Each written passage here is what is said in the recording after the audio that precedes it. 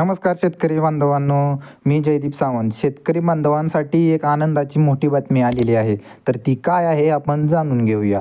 महाराष्ट्र सरकारने 1 जानेवारी 2026 पासून 2 लाखापर्यंतच्या पीक कर्जावर मुद्रांक शुल्क पूर्णपणे माफ केलं आहे.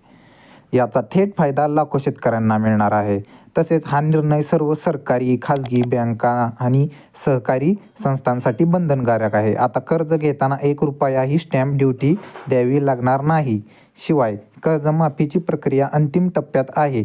समिती अहवालानंतर 2 लाखांपर्यंत थकीत कर्ज माफ होण्याची शक्यता आहे. हिवाळी अधिवेशनात 500 कोटींचा निधी हा मंजूर केलेला आहे. 7 जानेवारीला हा निधी मंजूर झालेला आहे.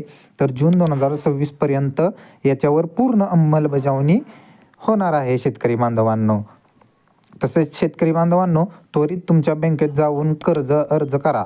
7/12 उतारा, आधार कार्ड घेऊन जा. अधिक माहितीसाठी जिल्हा कर्जमाफी कार्यालयाशी संपर्क साधा. सरकार शेतकऱ्यांच्या सोबत आहे. लाईक, शेअर, सबस्क्राईब करा आणि कमेंटमध्ये सांगा तुम्हाला फायदा होतोय का. जय जवान, जय किसान.